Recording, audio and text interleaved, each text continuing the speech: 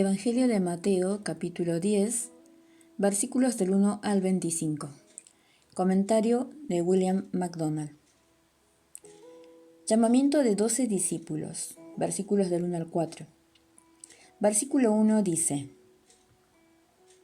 Entonces, llamando a sus 12 discípulos, les dio autoridad sobre los espíritus inmundos, para que los echasen fuera y para sanar toda enfermedad y toda dolencia. En el último versículo del capítulo 9, el Señor instruyó a sus discípulos a que orasen por más obreros. Para hacer esta petición con sinceridad, los creyentes deben estar dispuestos a ir ellos mismos. Y aquí encontramos al Señor llamando a sus 12 discípulos. Él los había escogido con anterioridad, pero ahora los llama a una misión evangelística especial para la nación de Israel. Con el llamamiento iba la autoridad para echar espíritus inmundos y para sanar toda clase de dolencias. Aquí vemos la singularidad de Jesús. Otros hombres habían efectuado milagros, pero ningún otro hombre había conferido este poder a otros. Versículos 2 al 4 dice: Los nombres de los 12 apóstoles son estos: primero Simón, llamado Pedro, y Andrés su hermano; Jacobo, hijo de Zebedeo, y Juan su hermano; Felipe, Bartolomé, Tomás, Mateo el publicano, Jacobo, hijo de Alfeo, Lebeo, por sobrenombre Tadeo, Simón el cananista, y Judas Iscariote, el que también le entregó. Los 12 apóstoles eran: 1. Simón, el llamado Pedro, un hombre impetuoso de gran corazón y afectuoso. Era un líder nato. 2. Andrés su hermano. Fue presentado a Jesús por Juan el Bautista. Juan capítulo 1, versículo 36 dice: Y mirando a Jesús que andaba por allí, dijo: He aquí el Cordero de Dios.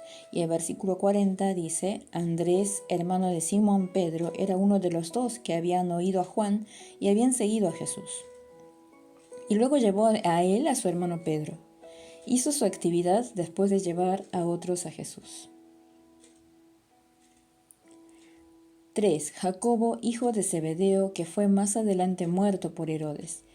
Hechos capítulo 12, versículo 2 dice: Y mató a espada a Jacobo, hermano de Juan, el primero de los 12 en morir como mártir. 4. Juan su hermano, también hijo de Zebedeo, era el discípulo a quien Jesús amaba. Mediante él nos fueron dados el cuarto evangelio, 3 epístolas y Apocalipsis. 5. Felipe, ciudadano de Betsaida, llevó a Natanael a Jesús.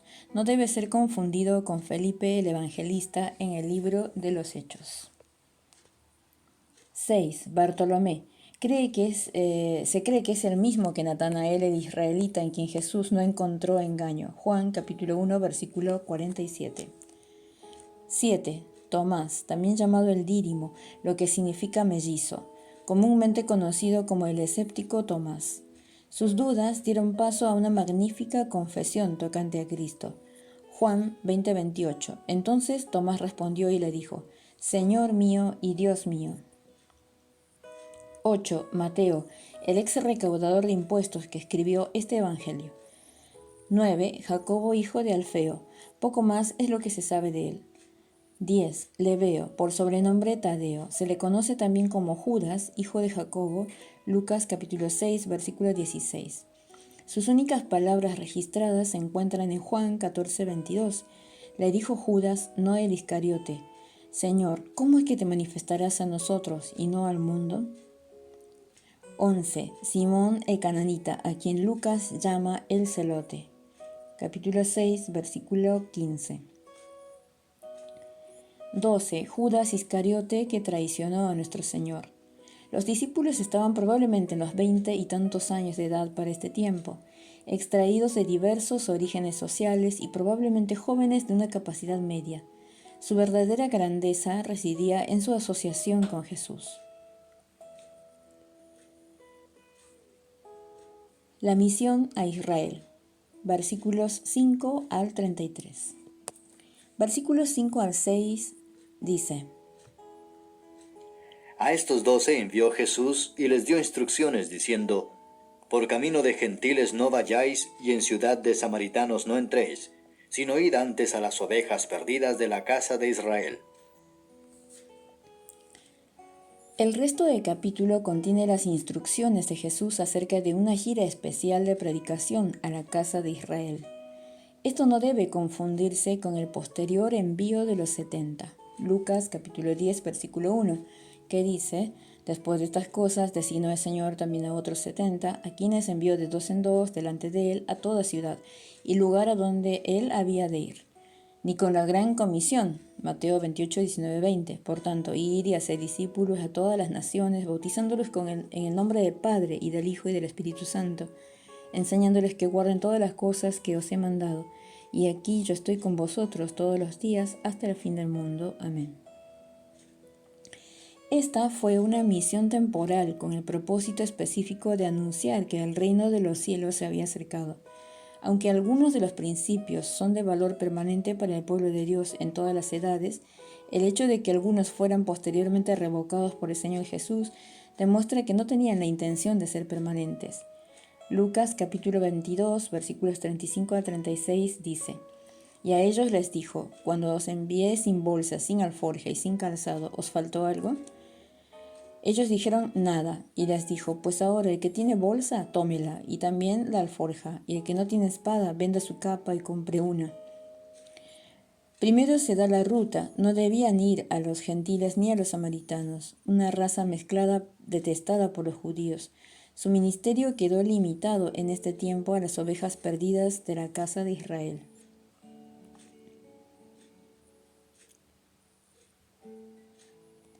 Versículo 7 dice: Y yendo, predicad diciendo, el reino de los cielos se ha acercado. El mensaje era la proclamación de que el reino de los cielos se había acercado. Si Israel rehusaba, no habría excusa, porque se les hacía exclusivamente a ellos un anuncio oficial. El reino se había acercado en la persona del rey. Israel había de decidir si aceptarle o rechazarle. Versículo 8 dice: Sanad enfermos, limpiad leprosos, resucitad muertos, echad fuera demonios. De gracia recibisteis, dad de gracia. Los discípulos recibieron credenciales para confirmar su mensaje. Debían sanar a los enfermos, limpiar a los leprosos, resucitar a los muertos y echar fuera demonios. Los judíos demandaban señales. 1 Corintios capítulo 1, versículo 22. Porque los judíos piden señales y los griegos buscan sabiduría, y Dios en su gracia condescendió a darles señales. En cuanto a remuneración, los representantes del Señor no debían cobrar por sus servicios. Habían recibido sus bendiciones sin costo y debían dispensarlas sobre la misma base. Versículos 9 al 10 dice: No os proveáis de oro, ni plata, ni cobre en vuestros cintos, ni de alforja para el camino, ni de dos túnicas, ni de calzado, ni de bordón, porque el obrero es digno de su alimento. No deberían hacer ninguna provisión para el viaje. A fin de cuentas, eran israelitas predicando a israelitas, y era un principio reconocido entre los judíos que el obrero es digno de su alimento. De modo que no sería necesario para ellos tomar oro, ni plata, ni cobre, ni tampoco alforjas, ni dos túnicas o calzado, ni bastón. Probablemente el significado es sandalias de más o un bastón extra, si ya tenían un bastón. Podían llevarlo. Marcos 6:8 dice: y les mandó que no llevasen nada para el camino, sino solamente bordón, ni alforja, ni pan, ni dinero en el cinto. La idea es que su necesidad sería suministrada sobre una base diaria. Versículo 11 dice: Mas en cualquier ciudad o aldea donde entréis, informaos quién en ella sea digno, y posad allí hasta que salgáis. ¿Qué disposiciones debían tomar para su alojamiento? Cuando entrasen en una ciudad, debían buscar un anfitrión digno que les recibiese como discípulos del Señor y que estuviese abierto al mensaje de ellos. Cuando encontrasen un anfitrión así, debían quedarse con él mientras estuviesen en la ciudad. En lugar de irse, se encontraban unas condiciones más favorables de alojamiento. Versículos 12 al 14 dice: Y al entrar en la casa, saludadla. Y si la casa fuere digna, vuestra paz vendrá sobre ella. Mas si no fuere digna, vuestra paz se volverá a vosotros. Y si alguno no os recibiere, ni oyere vuestras palabras, salid de aquella casa o ciudad, y sacudid el polvo de vuestros pies. Si eran recibidos en una casa, los discípulos debían saludar a la familia, mostrando cortesía y gratitud al aceptar su hospitalidad. Si en cambio una casa rehusaba alojar a los mensajeros del Señor, no estaban obligados a orar por la paz de Dios sobre ella, esto es, no pronunciarían una bendición sobre la familia.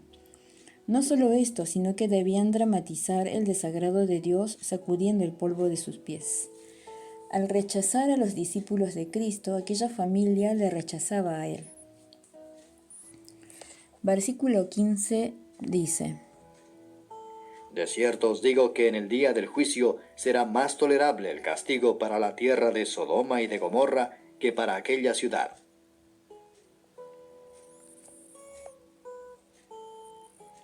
Advirtió que un rechazo así traería un castigo más severo en el día del juicio que la perversión de Sodoma y Gomorra. Esto demuestra que habrá grados de castigo en el infierno. Si no fuese así, ¿cómo podría ser más tolerable para unos que para otros? Versículo 16 dice: He aquí yo os envío como a ovejas en medio de lobos. Sed pues prudentes como serpientes y sencillos como palomas. En esta sección, Jesús aconseja a los 12 tocante a su conducta frente a la persecución. Iban a ser como ovejas en medio de lobos, rodeados por hombres malignos, obsesionados por destruirlos. Ellos debían ser prudentes como las serpientes, evitando ofender innecesariamente o ser atrapados en situaciones comprometedoras, y debían ser sencillos como las palomas, protegidos por la armadura de un carácter recto y de una fe no fingida. Versículo 17 dice: Y guardaos de los hombres, porque os entregarán a los concilios y en sus sinagogas os azotarán. Debían estar en guarda frente a los judíos incrédulos que los arrastrarían a los tribunales y que los azotarían en sus sinagogas. El ataque contra ellos sería a la vez civil y religioso. Versículo 18 dice: Y aun ante gobernadores y reyes seréis llevados por causa de mí, para testimonio a ellos y a los gentiles.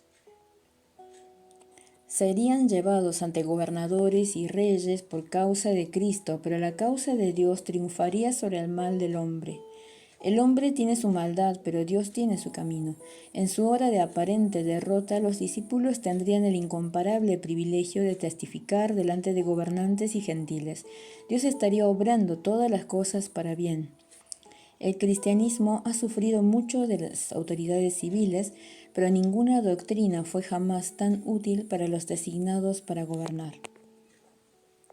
Versículos 19 al 20 dice: Mas cuando os entreguen, no os preocupéis por cómo o qué hablaréis, porque en aquella hora os será dado lo que habéis de hablar.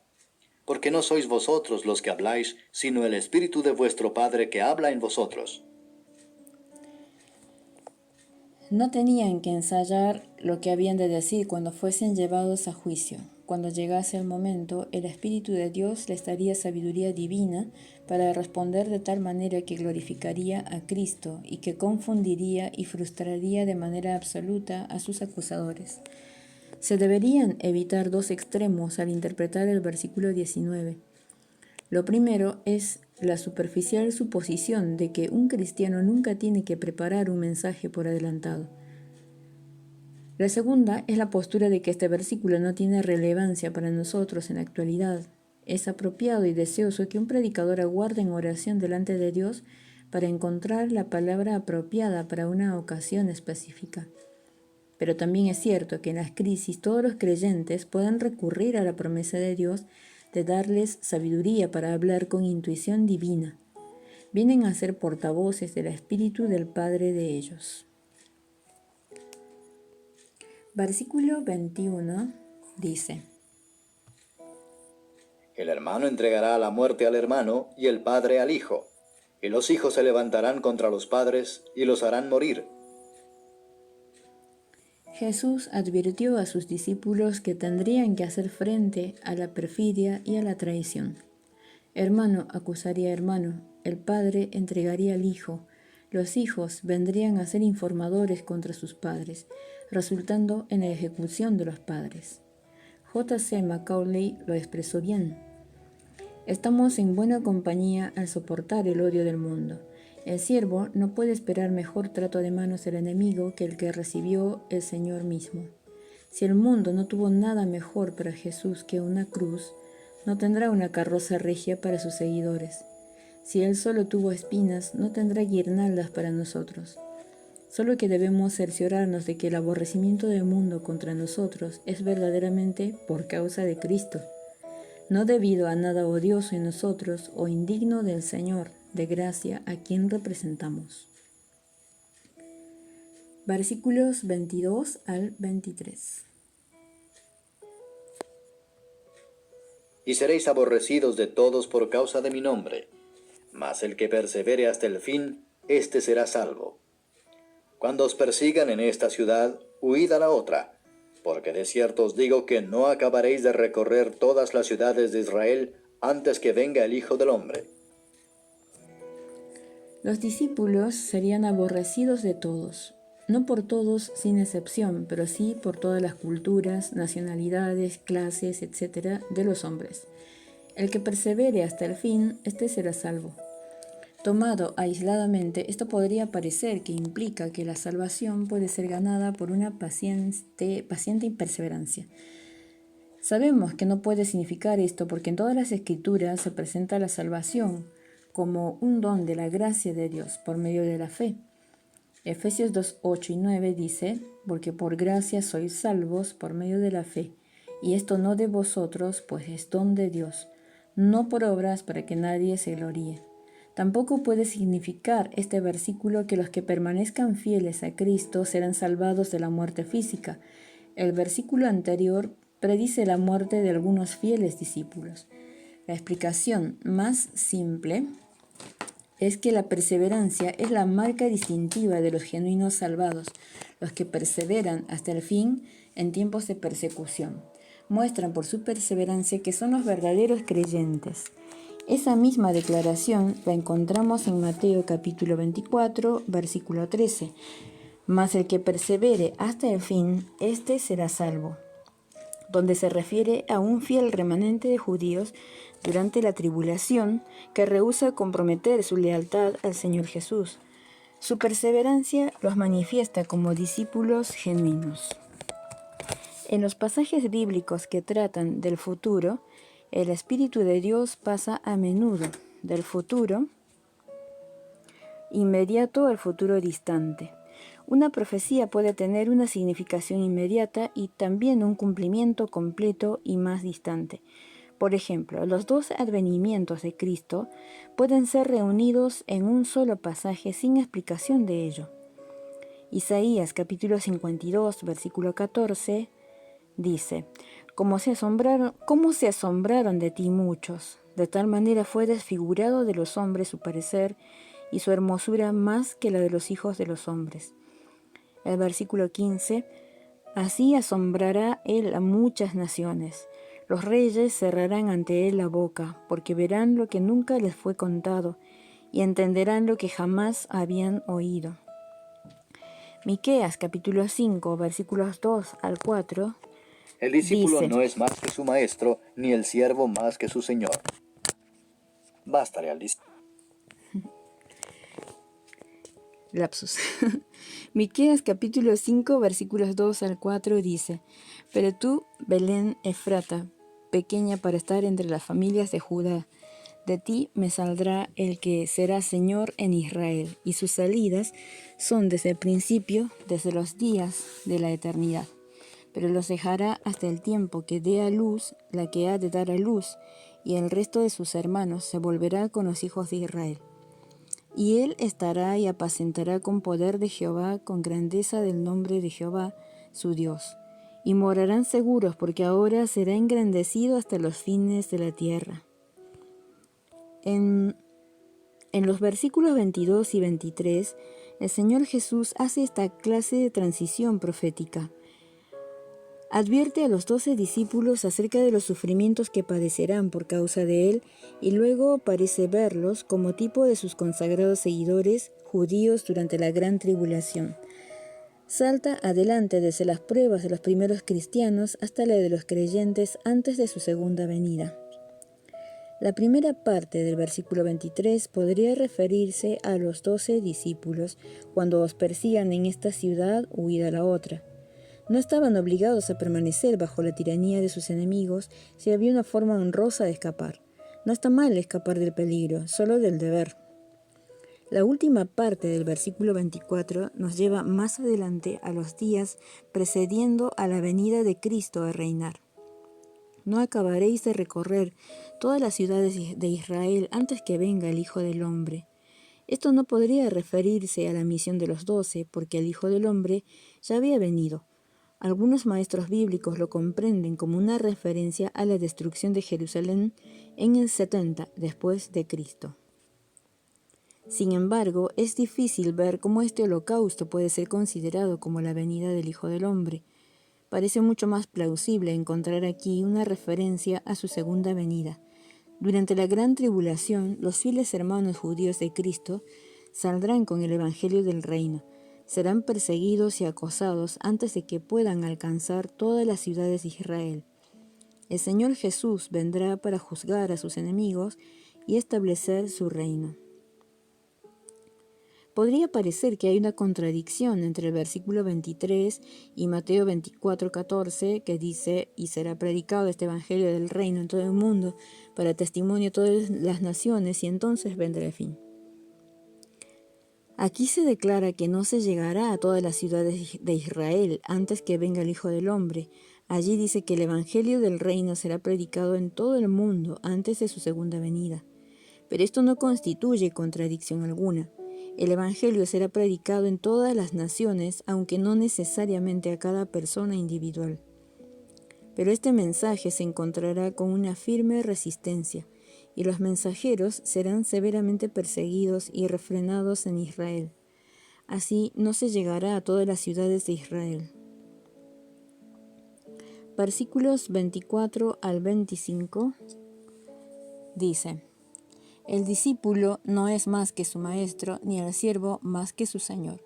Bástale al discípulo ser como su maestro y al siervo como su señor. Si al padre de familia llamaron Beelzebú, ¿cuánto más a los de su casa? Los discípulos del Señor tendrían a menudo ocasión para preguntarle por qué debían soportar malos tratos, si Jesús era el Mesías. ¿Por qué estaban sufriendo sus seguidores en lugar de reinar? En los versículos 24 y 25, él anticipa la perplejidad de ellos y responde a la misma recordándoles su relación con él. Ellos eran los discípulos, él era su maestro. Ellos eran miembros de la familia, él era el padre de familia. Discipulado significa seguir al maestro, no ser superior a él. El siervo no debería esperar ser tratado mejor que su maestro. Si los hombres llaman al digno padre de la familia Beelzebú, señor de las moscas, un dios ecronita cuyo nombre era empleado por los judíos para designar a Satanás, lanzarán insultos aún más graves a los miembros de su casa. El discipulado involucra compartir el rechazo del maestro.